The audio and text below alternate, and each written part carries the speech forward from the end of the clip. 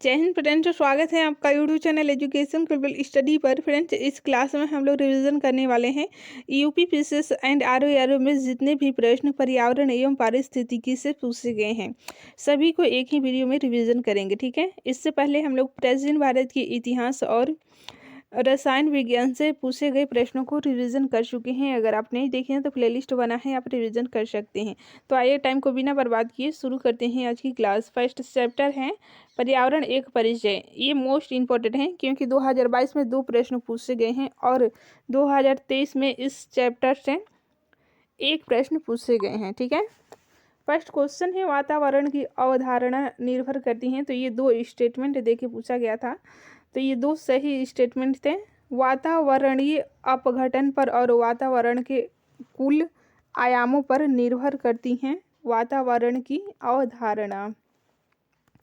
Next question है सतत विकास लक्ष्य यानी कि SDG हेतु 2030 तक प्राप्त करने का लक्ष्य नहीं है।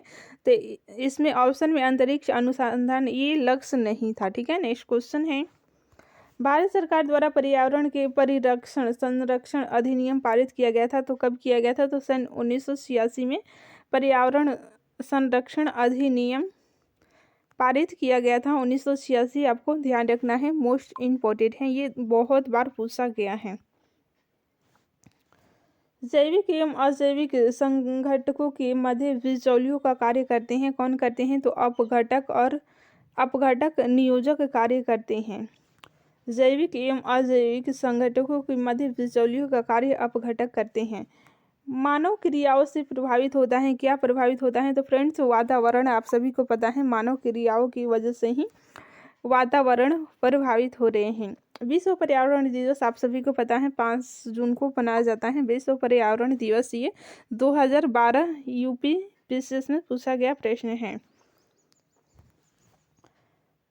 राजीव गांधी पर्यावरण पुरस्कार दिया जाता है श्रेष्ठ योगदान के लिए। तो स्वच्छ प्रौद्योगिकी एवं विकास के लिए स्वच्छ प्रौद्योगिकी एवं विकास में श्रेष्ठतर योगदान के लिए ही ये राजीव गांधी पर्यावरण पुरस्कार दिया जाता है। नेक्स्ट क्वेश्चन है प्रत्येक वर्ष दिए जाने वाले इंदिरा गांधी पर्यावरण पुरस्कार का आधार होता है। देखिए, पर्यावरण के क्षेत्र में सार्थक योगदान के लिए ही ये इंदिरा गांधी पर्यावरण पुरस्कार दिया जाता है, जिसका आधार है पर्यावरण के क्षेत्र में सार्थक योगदान। नेक्स्ट क्वेश्चन है ग्लोबल 500 पुस्तक प्रदान किए जाते हैं।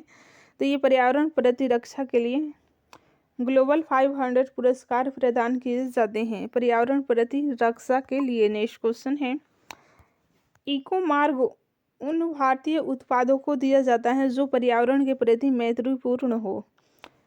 पर्यावरण अनुकूल उपभोक्ता उत्पादों को चिन्हित करने के लिए सरकार ने प्रारंभ किया है। क्या आरंभ किया है? तो इको मार्ग आरंभ किया है। ठीक है, इससे देखिए 2 क्वेश्चन 2 बार पूछे गए हैं, 2012 में और 2004 में भी पूछे गए हैं यूपी पीसीएस में।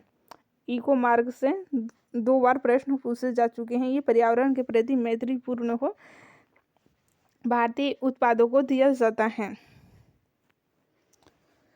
विश्व पर्यावरण सुविधा का आरंभ हुआ था, कब हुआ था? तो 1991 में। फ्रेंड्स, विश्व पर्यावरण सुविधा का आरंभ 1991 में हुआ था। ध्यान से सुनते जाइए, अगर ये प्रश्न रिपीट होते हैं तो आपका यहाँ से प्रश्न गलत नहीं होंगे, ध्यान से बस सुनते जाइए। नेक्स्ट क्वेश्चन है ये मैचिंग करने के लिए दिया गया था जैव मंडल एवं वायुम से, जैव मंडल एवं वायुम चैप्टर से।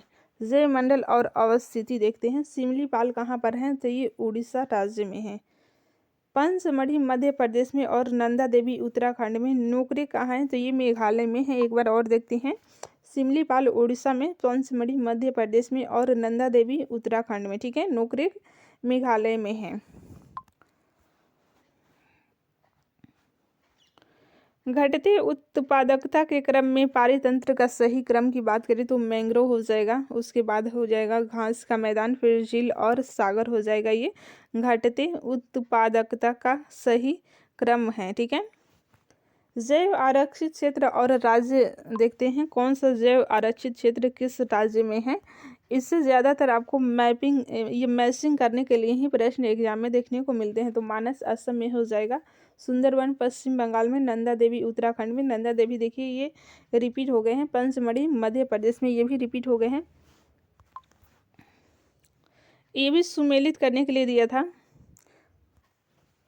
SDG देखिए, SDG 10 असमानताओं में कमी है, कुल 17 गोल हैं, तो ये आपको ध्यान में रखकर जाना है।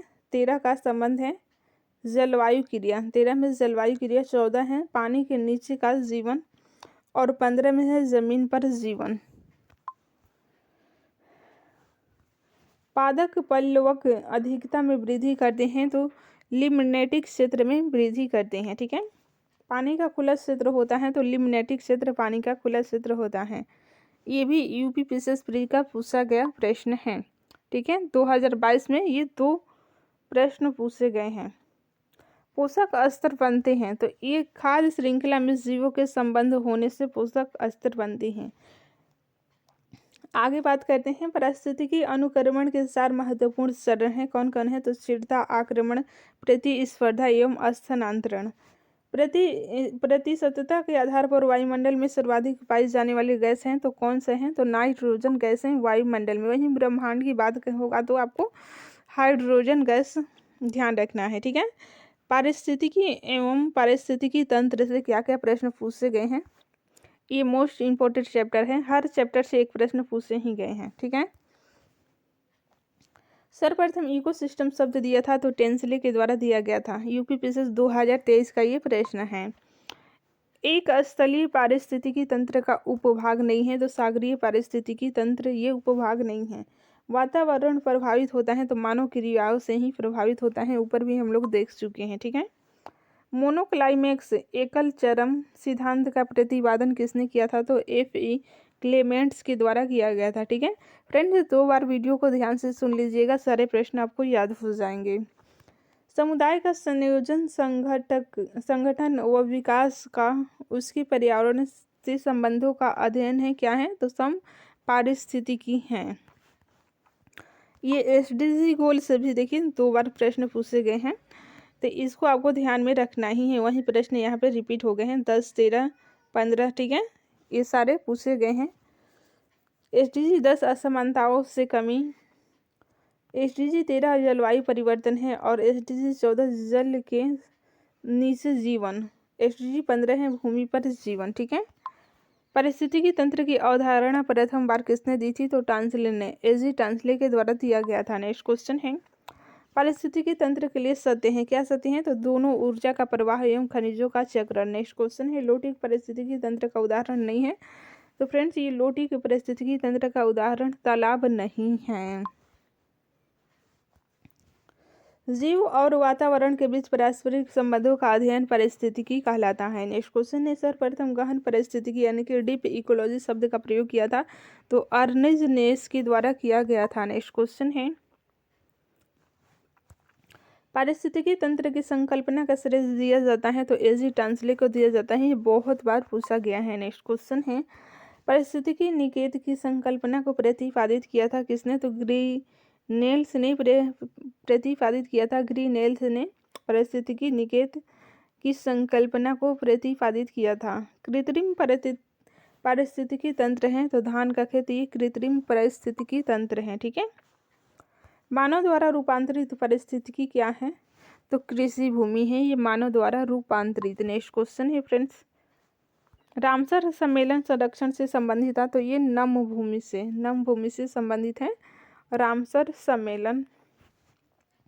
वह वृक्ष जो पारिस्थितिकी मित्र नहीं है तो ये यूकेलिप्टस है। नेक्स्ट क्वेश्चन है, वह वृक्ष जो पर्यावरण संकट माना जाता है तो ये यूकेलिप्टस है, इसे पर्यावरण संकट माना जाता है। ये ज़्यादातर ऑस्ट्रेलिया में पाया जाता है। ठीक है, पृथ्वी के सर्वाधिक क्षेत्र पर फैला हुआ पारिस्थितिकी तंत्र कौन सा है? तो सामुद्रिक है।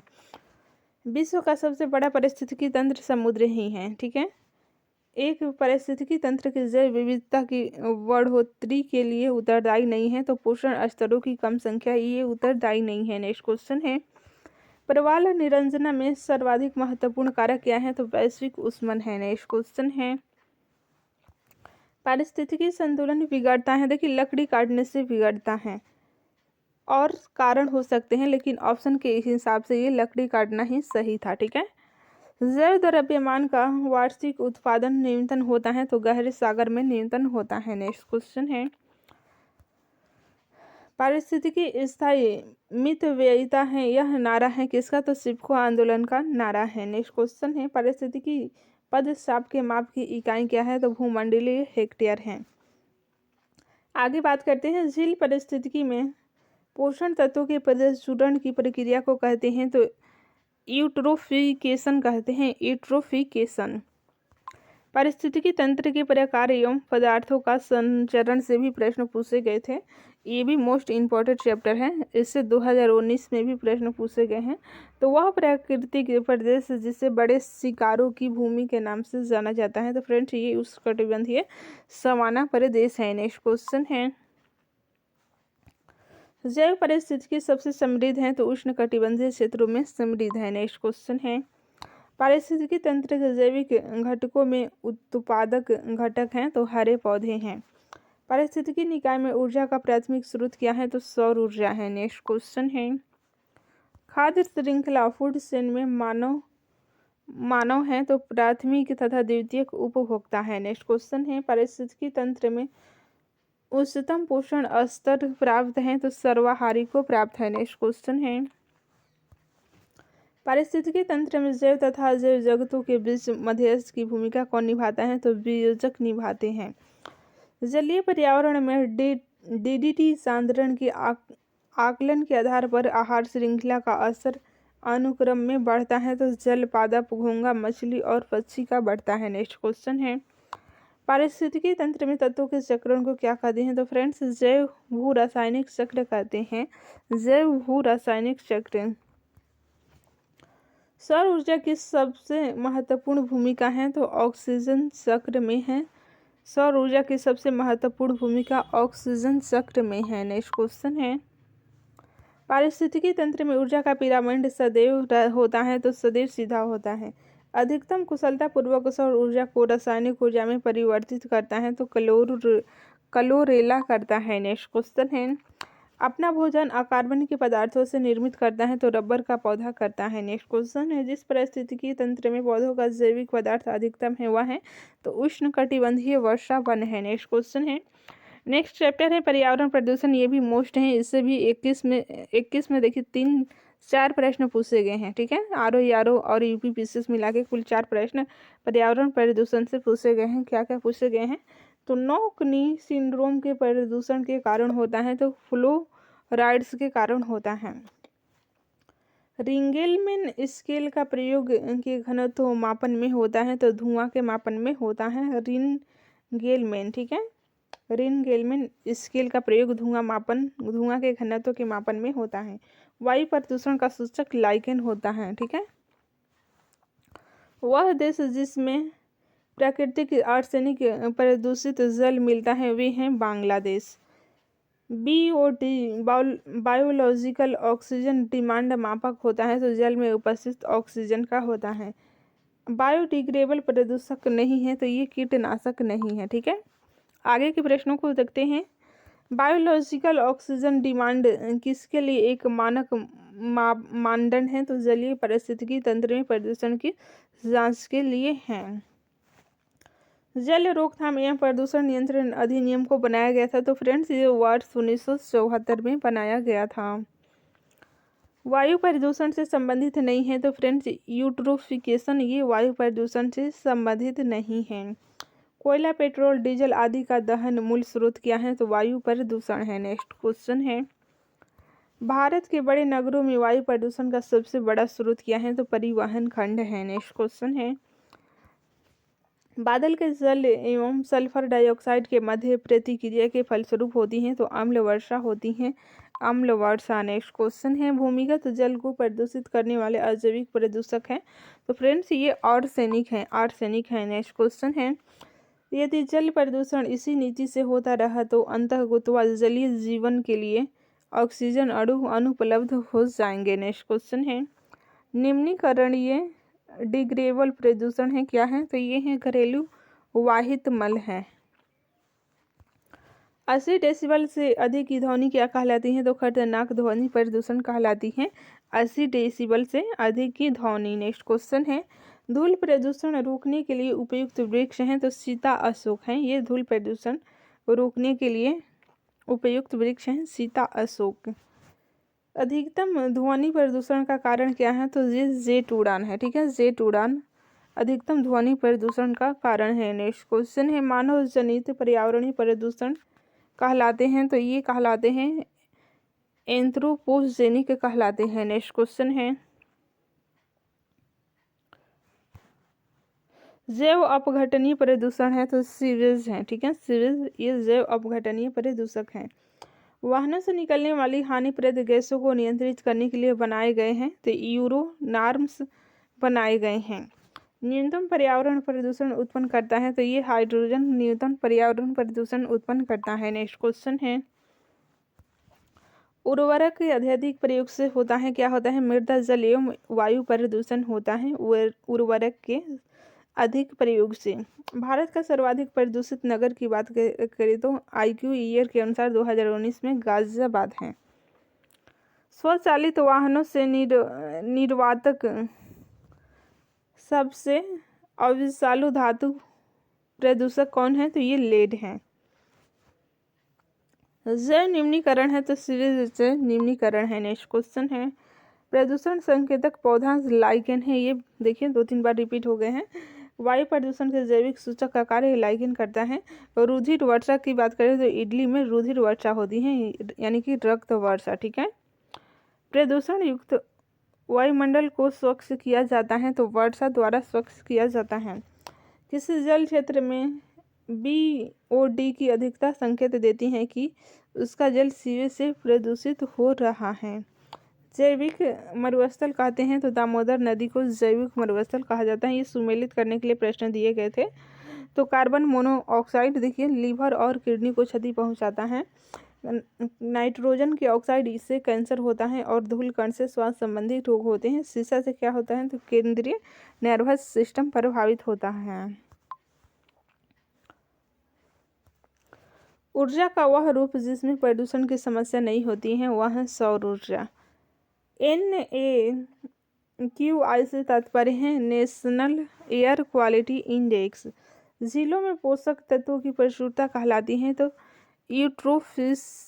यूट्रोफिकेशन कहलाती हैं। ठीक है, आगे के प्रश्नों को देखते हैं। जैव विविधता एवं उसका संरक्षण चैप्टर से भी बहुत प्रश्न पूछे गए हैं 2021-22 में। तो सतपुड़ा राष्ट्रीय उद्यान कहाँ अवस्थित है? तो धूपगढ़ चोटी में अवस्थित है। भारत में एक जैव विविधता हॉट स्पॉट माना जाता है? तो फ्रेंड्स ये पश्चिमी घाट को माना जाता है। ये भी बहुत बार पूछा गया है। वह पदार्थ जो जैव निम्नीकरण है? तो ये ऊन है जैव निम्नीकरण। वह वृक्ष जो पर्यावरण के लिए खतरा है? तो यूकेलिप्टस। ठीक है, यूकेलिप्टस ऊपर हम बता चुके हैं। जैव विविधता का हॉट स्पॉट भारत म्यांमार क्षेत्र है। एक बायोस्फीयर रिजर्व जो भारत के 3 राज्यों में फैला हुआ है? तो फ्रेंड्स ये नीलगिरी है। बायोस्फीयर रिजर्व जो कि भारत के 3 राज्यों में फैला हुआ है। खाद्य श्रृंखला में जैविक आवर्धन का कारण होता है? तो कीटनाशक होता है। वह जीव समूह जिसकी सर्वाधिक जैव विविधता होती है? तो ये कवक है। नेक्स्ट क्वेश्चन है, जैव विविधता के ह्रास के लिए सर्वाधिक महत्वपूर्ण कारक की बात करें तो प्राकृतिक वास का विनाश है। नेक्स्ट क्वेश्चन है, भारत का बायोडाइवर्सिटी हॉट स्पॉट नहीं है? तो ये विंध्यन नहीं है। ठीक है, जैव विविधता के संदर्भ में भारत में इस हॉट स्पॉट माना जाता है? तो अंडमान निकोबार द्वीप समूह को भी माना जाता है। पर्यावरण के संदर्भ में भारत में पाए जाने वाले हॉट स्पॉट पूर्वी हिमालय श्रृंखला, पश्चिमी घाट, अंडमान निकोबार द्वीप समूह भी हैं। ठीक है, भारत में जैव विविधता की दृष्टि से संतृप्त क्षेत्र कौन सा है? तो पश्चिमी घाट है। सर्वाधिक जैव विविधता पाई जाती है? तो शांत घाटी में पाई जाती है। कहाँ पर है? तो पश्चिमी घाट में है। विलुप्ति के समय से ग्रस्त जीव जंतुओं से संबंधित हैं? तो रेड डाटा बुक है। ठीक है, रेड डाटा बुक है। भारतीय संसद द्वारा जैव विविधता अधिनियम पारित किया गया था? तो फ्रेंड्स दिसंबर 2002 में पारित किया गया था। राष्ट्रीय जैव विविधता अथॉरिटी का मुख्यालय अवस्थित है? तो फ्रेंड्स ये चेन्नई में अवस्थित है, चेन्नई में। जैव विविधता को अधिकतम संकट है तो प्राकृतिक निवास एवं वनस्पतियों के विनाश से अधिकतम संकट है। जैव विविधता के ह्रास का मुख्य कारण की बात करें तो प्राकृतिक आवासीय विनाश है मुख्य कारण। ब्रह्मा कमल प्राकृतिक रूप से पाया जाता है तो फूलों की घाटी में पाया जाता है। संयुक्त राष्ट्र के जैव विविधता दशक के रूप में घोषित किया गया है तो फ्रेंड्स 2011 और 2011 से 20 को जैव विविधता दशक के रूप में घोषित किया गया है। ग्रीन हाउस गैसें एवं उनका प्रभाव से ये मोस्ट इम्पॉर्टेंट है। इससे भी 2021 में 23 में भी प्रश्न पूछे गए हैं। 18 में लगातार इस चैप्टर से प्रश्न पूछे गए हैं। तो वायुमंडल में उपस्थित गैस के कारण पीतल फीका पड़ जाता है तो हाइड्रोजन सल्फाइड है। हरित गृह गैस नहीं है तो फ्रेंड्स ये आर्गन है जो कि हरित गृह गैस नहीं है। एक भौगोलिक फ्रेंड्स आज के लिए इतना ही। बाकी के प्रश्नों को हम लोग नेक्स्ट क्लास में रिवीजन करेंगे। Thanks for watching.